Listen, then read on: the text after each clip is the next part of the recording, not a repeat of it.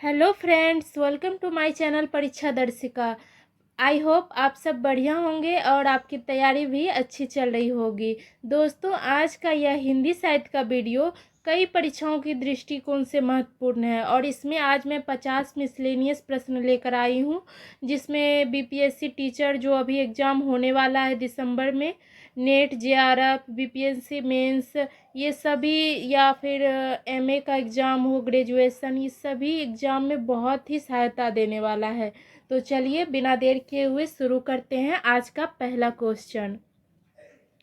पहला क्वेश्चन है, हिंदी साहित्य के आरंभिक काल को आचार्य रामचंद्र शुक्ल ने क्या कहा? दोस्तों, यहाँ आदिकाल के नामकरण से संबंधित प्रश्न है।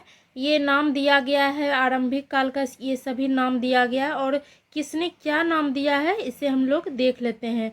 तो आरंभिक काल को आदिकाल किसने कहा? तो हजारी प्रसाद द्विवेदी ने। हजारी प्रसाद द्विवेदी जी ने आरंभिक काल को आदिकाल कहा है। और चारण काल किसने कहा? तो जॉर्ज ग्रियर्सन। जॉर्ज ग्रियर्सन, इन्होंने आदिकाल को चारण काल कहा है। वीरगाथा काल, ये रामचंद्र शुक्ल द्वारा दिया गया नाम है, आचार्य रामचंद्र शुक्ल। सिद्ध सामंत काल, ये नामकरण राहुल सांकृत्यायन के द्वारा दिया गया है। राहुल सांकृत्यायन, इनके द्वारा ये नाम दिया गया है। इस तरह से यहाँ हमारा क्वेश्चन था, हिंदी साहित्य के आरंभिक काल को आचार्य रामचंद्र शुक्ल ने क्या कहा है? तो वीरगाथा काल इन्होंने कहा है। और भी हम लोग देख लिए कि इस आरंभिक काल का जो नामकरण है किसने क्या दिया है। चलिए अगला क्वेश्चन है, वीरगाथा काल के कवि नहीं है? तो इसका आंसर हो जाएगा नामदेव। नामदेव ये महाराष्ट्र के प्रसिद्ध भक्ति धारा के कवि हैं। ये भक्ति धारा के कवि हैं। वहीं देख ले चंदवर दाई, तो ये वीरगाथा काल के कवि हैं। इनकी प्रसिद्ध रचना पृथ्वीराज रासो। पृथ्वीराज रासो। नामदेव, इनके बारे में तो जान लिए, ये भक्ति धारा के कवि हैं। जगनिक, ये है, ये भी वीरगाथा काल के कवि हैं। इनकी प्रसिद्ध रचना है परमाल रासो।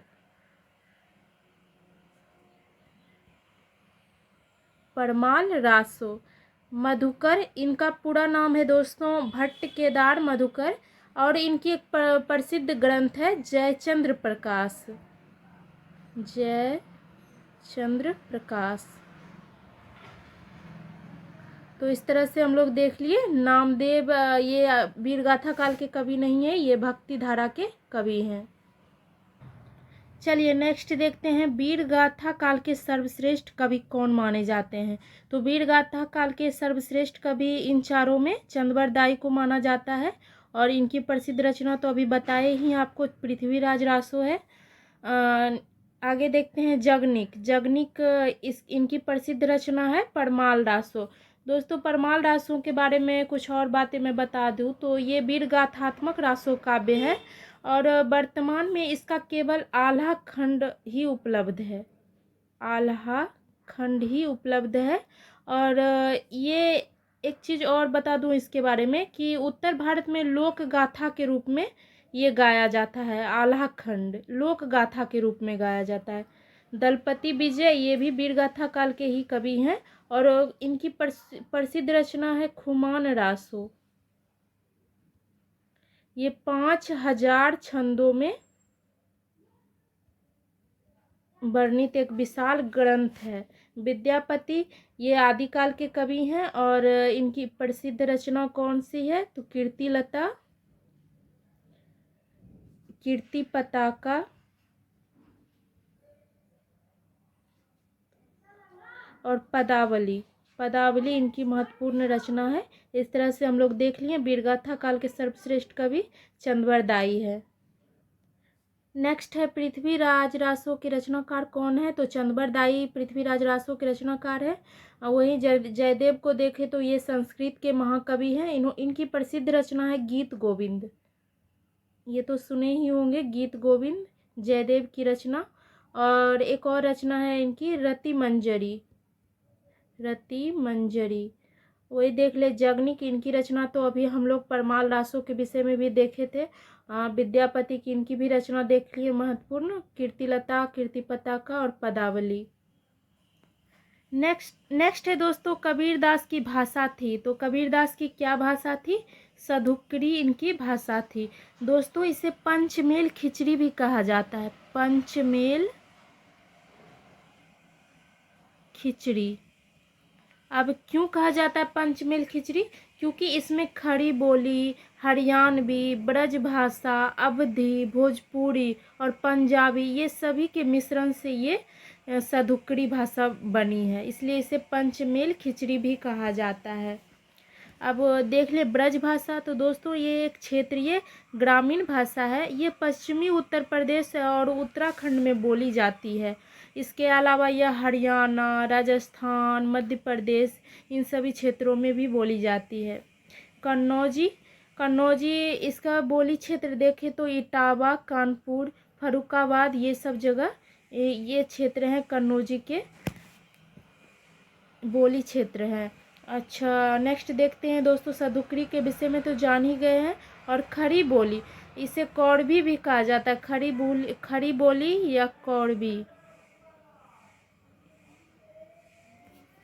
दोस्तों पिछले वीडियो में हम लोग देखे थे कि किस उपभाषा के अंतर्गत कौन कौन सी बोलियां आती है। इसे आप ध्यान में रखिए क्योंकि परीक्षा की दृष्टि से ये बहुत ही ज़्यादा महत्वपूर्ण है, यहाँ से हमेशा क्वेश्चन पूछा ही जाता है। चलिए नेक्स्ट क्वेश्चन है, कटकटान कपि कुंजर भारी, दहु भुजदंड तमकी महिमारी, डोलत धरनी सभापद खसे, चली भाजी भय मारुत ग्रसे। प्रस्तुत पंक्तियों के रचयिता कौन है? तो इन पंक्तियों के रचयिता हैं तुलसीदास, जो भक्ति काल के राम भक्ति शाखा के कवि हैं। और वहीं तुलसीदास जी को देखें तो ये बहुत ही महत्वपूर्ण कवि हैं, राम भक्ति शाखा के प्रधान कवि ये माने जाते हैं। जायसी ये सगुण भक्ति धारा के प्रेमाश्रयी धारा के कवि हैं, प्रेमाश्रयी धारा के कवि हैं। और इनकी प्रसिद्ध ग्रंथ तो आप लोग जानते ही होंगे, पद्मावत, देव इनका पूरा नाम। दोस्तों ये रीतिकाल के बहुत ही प्रतिभाशाली कवि हैं, इनका नाम है देवदत्त, पूरा नाम है देवदत्त। नूर मोहम्मद, इनकी एक बहुत ही महत्वपूर्ण रचना है अनुराग बांसुरी, अनुराग बांसुरी। हमेशा अक्सर ये क्वेश्चन पूछा जाता है अनुराग बांसुरी किसकी रचना है? ये बहुत ही महत्वपूर्ण रचना है नूर मोहम्मद की। चलिए नेक्स्ट है, नयन जो देखा कमल सा, निर्मल नीर शरीर, हसत जो देखा हंस हंस भा दसन नगहीर। दोस्तों इन पंक्तियों के रचयिता हैं मलिक मोहम्मद जायसी। और साथियों ये पंक्ति उनकी पद्मावत महाकाव्य से लिया गया है, पद्मावत महाकाव्य से लिया गया है।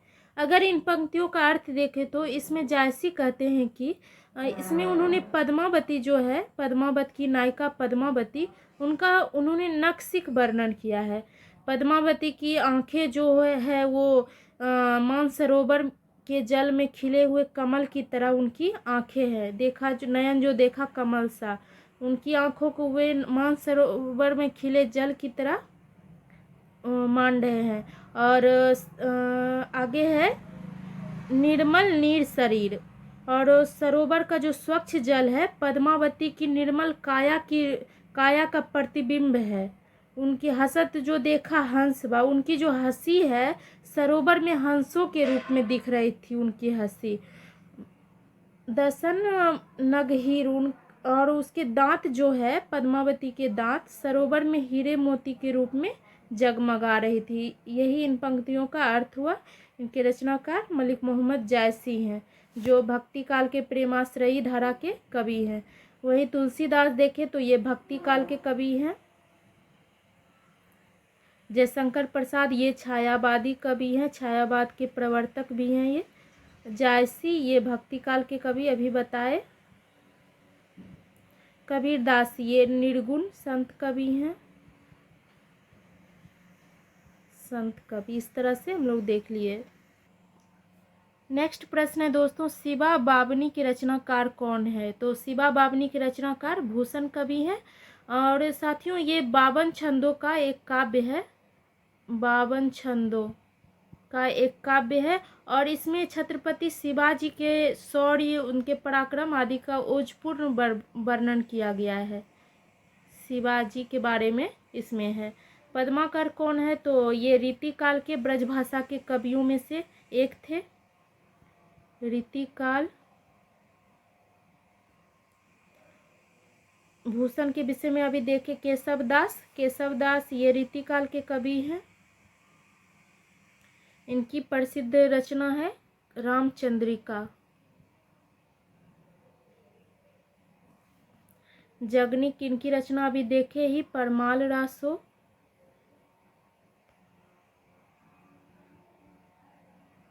तो इस तरह से शिवा बावनी के रचनाकार कौन है? भूषण कवि।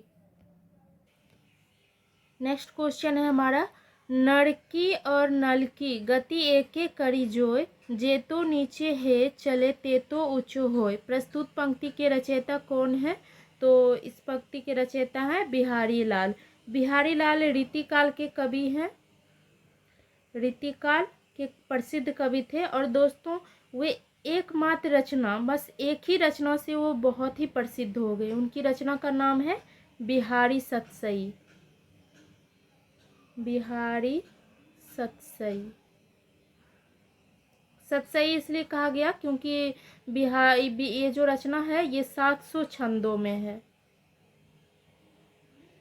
कभी कभी पूछ दिया जाता है कि बिहारी सतसई कितने छंदों में है, 700 या फिर कहीं कहीं 719 रहता है। इस तरह से आप देख लीजिए। महावीर प्रसाद द्विवेदी ये आधुनिक हिंदी कालखंड के अंतर्गत द्विवेदी युग के कवि थे। ये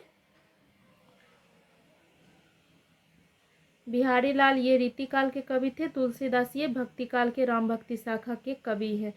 केशवदास ये भी रीतिकाल के कवि हैं। और इन्हें कठिन काव्य का प्रेत कहा गया। दोस्तों ये क्वेश्चन पूछा जाता है एग्जाम में, कठिन काव्य का प्रेत किसे कहा जाता है? केशवदास को कहा जाता है। और उसे कठिन काव्य का प्रेत किसने कहा है? तो रामचंद्र शुक्ल ने कहा है। नेक्स्ट क्वेश्चन है, सखी हुए मुझसे कहकर जाते, प्रस्तुत पंक्तियों के रचयिता कौन है? तो इन पंक्तियों के रचयिता है मैथिली शरण गुप्त। ये छायावादी कवि हैं, छायावादी कवि हैं। और ये पंक्ति उनकी यशोधरा महाकाव्य से लिया गया है, यशोधरा महाकाव्य से लिया गया है। इस महाकाव्य में दोस्तों गौतम बुद्ध के गृह त्याग की कहानी है इसमें।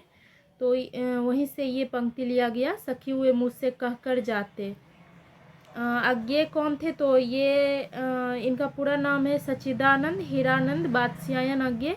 ये आधुनिक हिंदी के अंतर्गत प्रयोगवादी युग के कवि हैं। ये प्रयोगवादी युग के कवि हैं। और इनका पूरा नाम पूछा जाता है एग्जाम में, अज्ञेय का पूरा नाम। तो सच्चिदानंद हीरानंद वात्स्यायन अज्ञेय इनका पूरा नाम हुआ। मैथिली शरण गुप्त ये छायावादी कवि हैं, अभी देख लिए। हरिओम इनका पूरा नाम है अयोध्या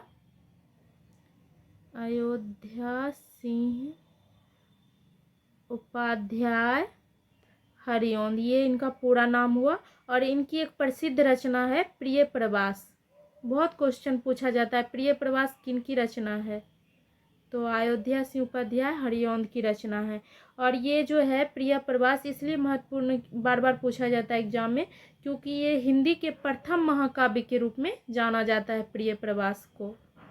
जयशंकर प्रसाद ये छायावादी युग के प्रतिनिधि कवि हैं। नेक्स्ट क्वेश्चन है हमारा, हिंदी कविता को छंदों की परिधि से मुक्त कराने वाले थे। तो किसने हिंदी कविता को छंदों की परिधि से मुक्त कराया?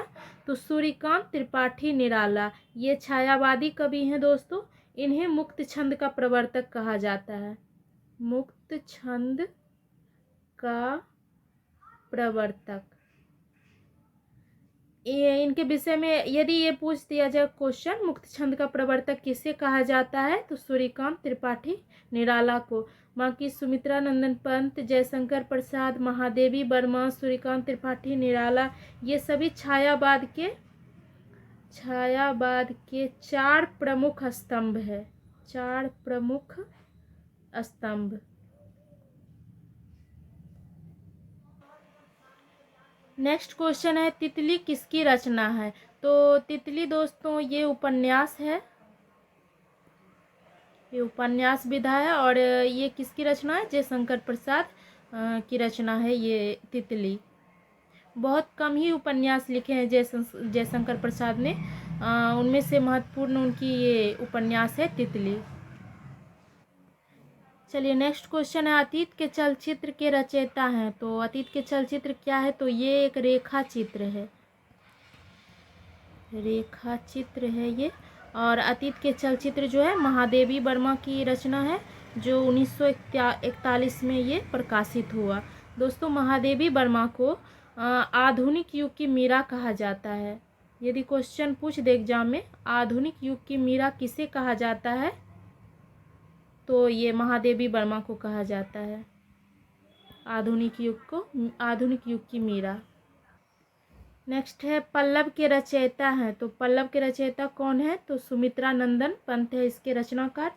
और दोस्तों पल्लव जो है इसमें 32 कविताओं का संग्रह है, ये 32 कविताओं का संग्रह है। और यह 1926 ईस्वी में प्रकाशित हुआ था पल्लव। चलिए अगला क्वेश्चन है, चिंतामणि के रचयिता कौन है। तो चिंतामणि के रचयिता हैं आचार्य रामचंद्र शुक्ल। दोस्तों ये शुक्ल द्वारा रचित हिंदी का निबंधात्मक समालोचना ग्रंथ है। और ये जो पुस्तक है चिंतामणि, ये 4 भागों में है, 4 भागों में से है। जिसमें से दोस्तों चिंतामणि भाग 1 जो है सर्वप्रथम विचार विथि नाम से 1930 में प्रकाशित हुआ था।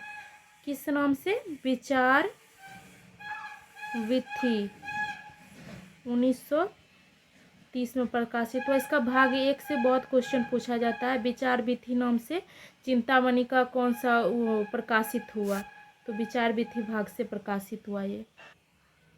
अगला है, जनमेजय की नाग यज्ञ की कीर्ति किसकी है। तो ये छायावादी कवि जयशंकर प्रसाद की ये रचना है, जनमेजय का नाग यज्ञ। अगला क्वेश्चन है, हम दीवानों की क्या हस्ती है, आज यहाँ कल वहाँ चले, मस्ती का आलम साथ चला, हम धूल उड़ाते जहाँ चले। प्रस्तुत पंक्तियों के रचयिता कौन है, भगवती चरण वर्मा। दोस्तों भगवती चरण वर्मा जो हैं ये छायावादी कवि हैं, छायावादी कवि और प्रेमचंदोत्तर युग के ये प्रमुख उपन्यासकार भी रहे हैं, उपन्यासकार भी हैं। वहीं देखें तो सिया राम शरण गुप्त, ये राष्ट्रकवि मैथिली शरण गुप्त जो हैं उनके ये छोटे भाई हैं, मैथिली शरण गुप्त के। सुभद्रा कुमारी चौहान, ये हिंदी की सुप्रसिद्ध कवित्री थी। झांसी की रानी एक कविता है, झांसी की रानी, इनकी प्रसिद्ध कविता ये। रामधारी सिंह दिनकर, ये आधुनिक युग के श्रेष्ठ वीर रस के कवि थे। दोस्तों इनकी कविताओं में, रामधारी सिंह दिनकर की कविताओं में आज़ादी की लड़ाई में लोगों को इन्होंने जागरूक किया। चलिए अगला क्वेश्चन है हमारा, निम्नलिखित में सबसे पहले अपनी आत्मकथा हिंदी में किसने लिखी। तो राजेंद्र प्रसाद ने आत्मकथा लिखी। श्याम सुंदर दास, ये हिंदी के प्रसिद्ध आलोचक भी रहे हैं, आलोचक।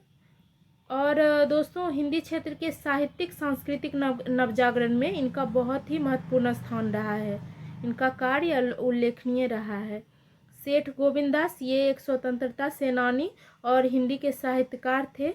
भारत की राजभाषा के रूप में हिंदी के ये प्रबल समर्थक थे, सेठ गोविंददास। नेक्स्ट क्वेश्चन है हमारा, अबला जीवन है तुम्हारी यही कहानी, आंचल में है दूध और आँखों में पानी। दोस्तों इस पंक्ति के इस पंक्तियाँ किस काव्य की है, तो ये यशोधरा महाकाव्य से लिया गया है। और इसके रचनाकार हैं मैथिली शरण गुप्त, मैथिली शरण गुप्त। इसके इनके विषय में हम लोग पिछले वीडियो में भी पिछले प्रश्न में भी देखे थे। इसमें गौतम बुद्ध के गृह त्याग की कहानी दिया गया यशोधरा महाकाव्य में। कामायनी किसकी कृति है? तो इसके रचनाकार हैं छायावादी कवि जयशंकर प्रसाद। जयशंकर प्रसाद। साकेत और यशोधरा ये दोनों मैथिली शरण गुप्त की रचना है।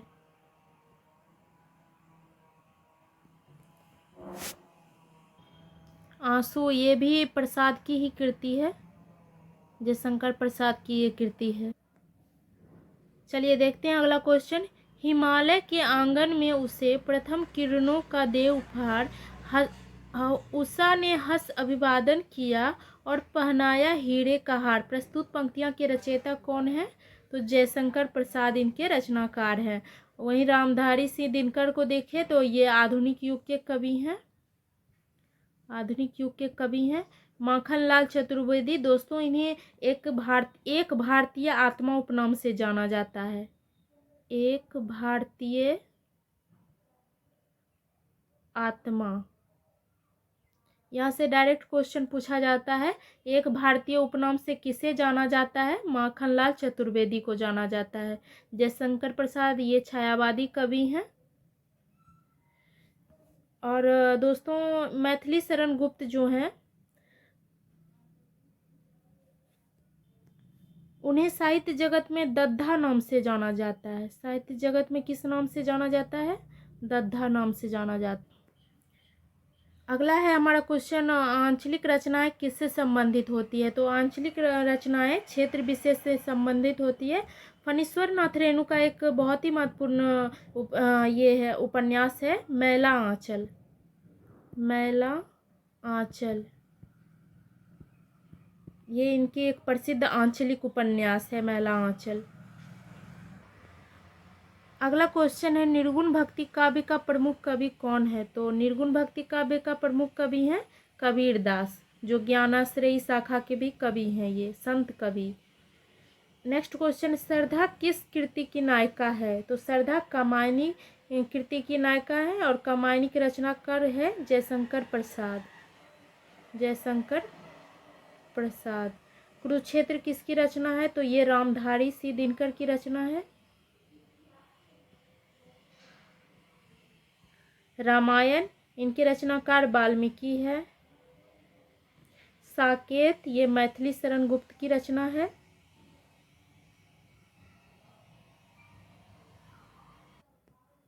अगला है, तरुवर फल नहीं खात सरोवर पियहि न पान। प्रस्तुत पंक्ति के रचयिता। इसका अर्थ देखें तो दोस्तों इसमें रहीम कहते हैं कि परोपकारी लोग परहित के लिए ही संपत्ति को संचित करते हैं। जैसे वृक्ष अपने फलों को कभी नहीं खाता और ना ही सरोवर अपना जल पीते हैं, बल्कि इनकी सृजित संपत्ति दूसरों के ही काम आते हैं। इस तरह से प्रस्तुत पंक्ति के रचयिता कौन हो गए? रहीम। नेक्स्ट है, तरनी तनुजा तट तमाल तरुवर छाया। प्रस्तुत पंक्ति के रचयिता कौन है? तो इसके रचनाकार भारतेंदु हरिश्चंद्र हैं। पहले तो दोस्तों देख लें, ये जो है अनुप्रास अलंकार है इसमें, इस पंक्ति में अनुप्रास अलंकार। और दोस्तों इस पंक्ति का अर्थ है कि सूर्य की पुत्री यमुना के तट पर बड़े बड़े ऊंचे तमाल के वृक्ष खड़े हैं और ये सारे वृक्ष जो है झुक झुक कर यमुना के जल को स्पर्श करने की चेष्टा कर रहे हैं और साथ ही वे उस जल रूपी दर्पण में अपनी शोभा को भी निहार रहे हैं। यही इस पंक्ति का अर्थ हुआ। अगला प्रश्न है, बुंदेलो हड़बोलों के मुँह हमने सुनी कहानी थी, खूब लड़ी मर्दानी वो तो झांसी वाली रानी थी। इन पंक्तियों के रचयिता, तो दोस्तों इन पंक्तियों के रचनाकार सुभद्रा कुमारी चौहान है और यह पंक्ति उनकी कविता जो है झांसी की रानी, झांसी की रानी, इसी से ये पंक्तियाँ लिया गया है। बुंदेलो हड़बोलों के मुँह हमने सुनी कहानी थी, खूब लड़ी मर्दानी वो तो झांसी वाली रानी थी। और सुभद्रा कुमारी चौहान दोस्तों ये राष्ट्रीय चेतना की एक सजग कवित्री रही हैं। वहीं सत्यनारायण पांडे देख ले तो ये बाल साहित्यकार थे, एक प्रसिद्ध बाल साहित्यकार थे ये साहित्यकार। मैथिली शरण गुप्त, सुभद्रा कुमारी चौहान, महादेवी वर्मा, इन सब के विषय में पिछले प्रश्न में हम लोग देख ही लिए थे। अगला क्वेश्चन है, मुझे तोड़ लेना बनमाली उस पथ में देना तुम फेंक, मातृभूमि पर शीश चढ़ाने जिस पथ जावे वीर अनेक। प्रस्तुत पंक्तियों के रचयिता माखनलाल चतुर्वेदी हैं और उनकी कविता है पुष्प की अभिलाषा। पुष्प की अभिलाषा, उसी से संबंधित ये पंक्तियां हैं। सोहन लाल द्विवेदी ये कौन थे? तो दोस्तों ये हिंदी साहित्य के प्रसिद्ध कवि थे। ऊर्जा और चेतना से भरपूर रचनाओं के ये रचयिता हैं और इन्हें राष्ट्र कवि की भी उपाधि भी दिया गया है, राष्ट्र कवि। ये महात्मा गांधी के दर्शन से बहुत प्रभावित थे, सोहनलाल द्विवेदी। बालकृष्ण नवीन कौन थे? तो ये आधुनिक हिंदी के विकास में इनका बहुत ही अविस्मरणीय योगदान रहा है, बालकृष्ण शर्मा नवीन का। अगला क्वेश्चन है, दरवाजे से चंडाल गढ़ी की तरफ नजर दौड़ाने पर एक अद्भुत दृश्य दिखाई देता है। इस पंक्ति के रचनाकार कौन है? तो इसके रचनाकार राहुल सांकृत्यायन है। दोस्तों राहुल सांकृत्यायन को महापंडित की उपाधि दी जाती है, महापंडित। और ये जो है राहुल सांकृत्यायन ये बहुभाषाविद और हिंदी के प्रमुख साहित्यकार थे। फ्रेंड्स इन्हें हिंदी यात्रा साहित्य के पितामह भी कहा जाता है। यदि क्वेश्चन एग्जाम में पूछे यात्रा साहित्य के पितामह किसे कहा जाता है, तो ये राहुल सांकृत्यायन को कहा जाता है। अगला है, भूषण की कविता का प्रधान स्वर है। तो उनकी कविता का प्रधान स्वर प्रशस्ति परक है। प्रशस्ति किसे कहा जाता है? तो सराहना या प्रशंसा करने वालों को प्रशस्ति कहा जाता है। तो भूषण की कविता का प्रधान स्वर क्या है? यही प्रशस्ति परक है। अगला है, अपभ्रंश में कृष्ण काव्य के प्रणेता कौन है? तो पुष्पदंत है। पुष्पदंत को अपभ्रंश का व्यास भी कहा जाता है, अपभ्रंश का व्यास पुष्पदंत को कहा जाता है। शालिभद्र सूरी कौन थे? तो इनकी एक प्रसिद्ध रचना आप लोग जानते होंगे, भरतेश्वर बाहुबली रास। लिख देती हूँ मैं यहाँ पे, भरतेश्वर बाहुबली रास, ये इनकी प्रसिद्ध रचना है। स्वयंभू इनके विषय में तो जानते हैं कि ये अपभ्रंश भाषा के महाकवि हैं, स्वयंभू। और ये जो है शालिभद्र सूरी, दोस्तों इन्हें गणपति चंद्रगुप्त हिंदी के ही साहित्यकार हैं। उन्होंने अपने ग्रंथ में इन्हें हिंदी का प्रथम कवि माना है, शालिभद्र सूरी को। तो इस तरह से क्वेश्चन कभी पूछ दिया जाता है, शालिभद्र सूरी को हिंदी का प्रथम कवि किसने माना है? तो गणपति चंद्रगुप्त ने माना है। चलिए अगला प्रश्न है, प्रथम सूफी प्रेमाख्यानक काव्य के रचयिता कौन है? तो ये है मुल्ला दाऊद है। और इनकी एक प्रमुख रचना है चंदायान। चंदायान इनकी एक प्रमुख रचना, जिसमें नायक नूरक और नायिका होती है चंदा, उसी की प्रेम कथा का इसमें वर्णन है चंदायान में। नूर मोहम्मद ये भी प्रेमाख्यानों की परंपरा में महत्वपूर्ण कवि हैं। जायसी इन्हें तो आप जानते ही होंगे, मलिक मोहम्मद जायसी, इनके प्रसिद्ध ग्रंथ पद्मावत। मुल्ला दाऊद ये भी प्रेमाख्यानक काव्य के कवि हैं। और कुतुबन इनकी प्रसिद्ध रचना है मृगावती। तो इस तरह से ये चारों कवि जो हैं ये प्रेम काव्य परंपरा के प्रसिद्ध कवि थे। अगला क्वेश्चन है, हिंदी के प्रथम गद्यकार। तो हिंदी के प्रथम गद्यकार हैं लल्लू लाल। राजा शिव प्रसाद सितारे हिंद ये शुरुआती हिंदी लेखकों में से एक थे। और राजा शिव प्रसाद इनका मूल नाम था, सितारे हिंद इनका उपनाम से इन्हें जाना जाता है। दोस्तों इन्हें अंग्रेजी और उर्दू भाषा के बीच अंग्रेजी और उर्दू के बीच देवनागरी लिपि को प्रसिद्ध करने के लिए इन्होंने बहुत ही संघर्ष किया है। लल्लू लाल ये हिंदी गद्य के 4 प्रमुख स्तंभों में से एक है और इनकी प्रसिद्ध एक ग्रंथ है प्रेम सागर। खूब पूछा जाता है इससे क्वेश्चन, प्रेम सागर किसकी रचना है? तो लल्लू लाल की रचना है। अगला है, हिंदी की सर्वप्रथम प्रकाशित पत्र कौन था? तो उदंत मार्तंड था। और इसका जो ये कलकत्ता से आरंभ हुआ, कलकत्ता से इसका प्रकाशन शुरू हुआ। 30 मई इसका एग्जैक्ट पूछा भी जाता है कब ये प्रकाशित हुआ, तो 30 मई 1826 को। इसके संपादक थे जुगल किशोर। जुगल किशोर। सरस्वती पत्रिका, तो दोस्तों इसके संस्थापक थे बाबू चिंतामणि घोष। चिंतामणि घोष ये इनके संपादक थे। और नागरी प्रचारणी पत्रिका, इसका प्रकाशन नागरी प्रचारणी सभा द्वारा हुआ, और उस समय ये त्रैमासिक पत्रिका थी। बाद में ये साप्ताहिक पत्रिका में परिवर्तित कर दी गई। इसके संपादक बहुत हुए, जैसे श्याम सुंदर दास, सुधाकर द्विवेदी, कालिदास, राधा कृष्ण दास, ये सब इनके संपादक थे नागरी प्रचारणी पत्रिका के। अगला क्वेश्चन है, छायावाद के प्रवर्तक कौन थे? तो पिछले प्रश्न में बताए थे छायावाद के प्रवर्तक जयशंकर प्रसाद हैं। नेक्स्ट क्वेश्चन है हमारा, प्रगतिवाद उपयोगितावाद का दूसरा नाम है, यह कथन किसका है? तो यह कथन नंदू दुलारे वाजपेयी का है। दोस्तों नंद दुलारे वाजपेयी हिंदी साहित्य के संपादक, पत्रकार और आलोचक थे। इन्हें छायावादी कविता के शीर्षस्थ आलोचक के रूप में भी मान्यता प्राप्त है नंद दुलारे वाजपेयी।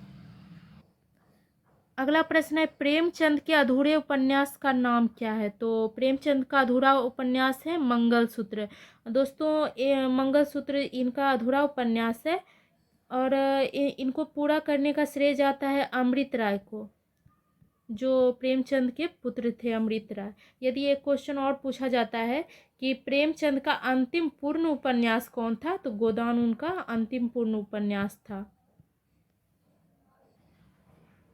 अगला क्वेश्चन है, रामधारी सिंह दिनकर को भारतीय ज्ञानपीठ पुरस्कार प्राप्त हुआ, तो किस रचना पे प्राप्त हुआ? तो उर्वशी पे प्राप्त हुआ।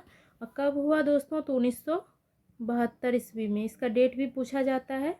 1972 ईस्वी में हुआ। रश्मि रथी, ये भी इन्हीं की रचना है, खंड काव्य के रूप में है। ये खंड काव्य के रूप में है, जो 1952 ईस्वी में प्रकाशित हुआ। परशुराम की प्रतीक्षा, ये भी उन्हीं की रचना है। ये सामाजिक विषय पर आधारित खंड काव्य है, ये भी खंड काव्य है। कुरुक्षेत्र, तो इसमें महाभारत की लड़ाई का ऐतिहासिक वर्णन उन्होंने किया है इसमें। अगला क्वेश्चन है, हिंदी साहित्य के इतिहास के सर्वप्रथम लेखक का नाम? तो गारसा दा तासी हैं, ये फ्रेंच विद्वान थे, फ्रेंच विद्वान। और इनकी ग्रंथ का नाम याद रखिएगा, इस्तबार लिख देती हूँ मैं यहाँ पे, इस्तबार द ला लिटरेच्यूर एंदुई ए हिंदुस्तानी, ये इनकी महत्वपूर्ण ग्रंथ है। अगला है, पद्मावत किसकी रचना है? तो ये जायसी की रचना है पद्मावत। नेक्स्ट है, बैताल पचीसी के रचनाकार कौन है? तो इसके रचनाकार सुरती मिश्र हैं। और दोस्तों बैताल पचीसी जो है 25 कथाओं का ये एक ग्रंथ है, इसमें 25 कथाएं हैं। नेक्स्ट देखें तो सुहाग के नूपुर के रचयिता कौन है? तो इसके रचयिता हैं अमृतलाल नागर। और दोस्तों इनके विषय में जान ले तो ये बहुमुखी प्रतिभा के रचनाकार थे। इन्होंने कई विधाओं में अपनी लेखनी चलाई, लेकिन वो उपन्यासकार के रूप में ही अधिक प्रसिद्ध हुए। मोहन डाकेश, ये नई कहानी आंदोलन के ये लेखक थे, मोहन डाकेश। चलिए अगला क्वेश्चन है हमारा, संस्कृति के 4 अध्याय किसकी रचना है? तो ये रामधारी सिंह दिनकर की रचना है। दोस्तों इस कृति के लिए उन्हें 1959 ईस्वी में साहित्य अकादमी पुरस्कार से सम्मानित किया गया है। 1959 ईस्वी में साहित्य अकादमी से पुरस्कृत किया गया। और ये जो है इनकी रचना संस्कृति के 4 अध्याय, इसमें उन्होंने भारत के सांस्कृतिक इतिहास को 4 भागों में बांटा है और उसे लिखने का प्रयास इन्होंने किया है। भगवती चरण वर्मा, ये हिंदी के प्रसिद्ध लेखक हैं। और इनकी एक प्रसिद्ध उपन्यास है दोस्तों चित्रलेखा, जिसे मैं आपको पिछले वीडियो में पढ़ने के लिए भी बोली थी, क्योंकि ये बहुत ही अच्छी उपन्यास है दोस्तों। आप इसे पढ़िएगा, बहुत अच्छा लगेगा। इसमें जो इसका विषय है, पाप पुण्य के विषय में ये दिया गया है। अगला है अशोक के फूल काव्य संग्रह के रचनाकार कौन है? तो हजारी प्रसाद द्विवेदी जी हैं इनके रचनाकार। और ये जो है इनका ललित निबंध है। अशोक के फूल क्या है? ललित निबंध। और इसमें लेखक का उद्देश्य भारतीय संस्कृति और सभ्यताओं को उत्तम और ग्रहण करने योग्य बताना रहा है। अगला देखें तो झरना काव्य संग्रह के रचनाकार कौन है? तो इसके रचनाकार जयशंकर प्रसाद जी हैं। नेक्स्ट है भारत भारती काव्य के रचनाकार कौन है? तो भारत भारती काव्य के रचनाकार है मैथिली शरण गुप्त। दोस्तों ये मैथिली शरण गुप्त जो है, इसमें उन्होंने स्वदेश प्रेम के साथ वर्तमान और भावी दुर्दशा से उबरने के लिए समाधान खोजने के लिए एक सफल प्रयोग है इनकी यह रचना भारत भारती काव्य। अगला है दोहा कोश के रचयिता हैं, तो सरहप्पा है। दोस्तों पिछले वीडियो में हम लोग देखे थे कि सिद्ध कौन थे, इसमें डिटेल्स से देखे थे सिद्ध के बारे में, और सरहप्पा के भी विषय में हम लोग जाने थे। तो देखते हैं अगला कौन सा है, प्रेम सागर। प्रेम सागर के रचनाकार कौन है? तो प्रेम सागर के रचनाकार लल्लू लाल हैं। और दोस्तों ये जो रचना है इनकी प्रेम सागर, ये कृति खड़ी बोली गद्य की आरंभिक कृतियों में से एक है, इसलिए ये महत्वपूर्ण है। अगला है पंच परमेश्वर कहानी के लेखक कौन है? तो इसके लेखक हैं प्रेमचंद। दोस्तों ये प्रेमचंद की महत्वपूर्ण कहानियों में से एक है। यह सरस्वती पत्रिका में छपी थी। सरस्वती पत्रिका में ये प्रकाशित हुई। और इस कहानी का उद्देश्य है कि पंच की भूमिका निभाते समय और न्याय की गद्दी पर बैठते समय पक्षपात नहीं करना चाहिए, चाहे वो कितना भी किसी का निकट संबंधी क्यों ना हो। नेक्स्ट है तोड़ती पत्थर कविता के कवि कौन है? तो तोड़ती पत्थर कविता के कवि हैं सूर्यकांत त्रिपाठी निराला, जो छायावादी कवि हैं। दोस्तों इस कविता में कवि निराला जी ने एक पत्थर तोड़ने वाली मजदूर महिला के माध्यम से उन्होंने शोषित समाज के जीवन की विषमता का वर्णन किया है तोड़ती पत्थर कविता में। नेक्स्ट देखें तो हार की जीत कहानी के कहानीकार कौन है? तो सुदर्शन कवि इनके कहानीकार है। तो ओके फ्रेंड्स, ये थे 50 प्रश्न, और ये प्रश्न हिंदी साहित्य के टॉप क्वेश्चन है। जितना हो सके इन प्रश्नों को आप प्रैक्टिस करें और वीडियो को बार बार देखें, जिससे आपकी तैयारी बेहतर होगी। और हाँ, वीडियो पसंद आए तो लाइक, सब्सक्राइब और शेयर ज़रूर कर दीजिएगा। Thank you.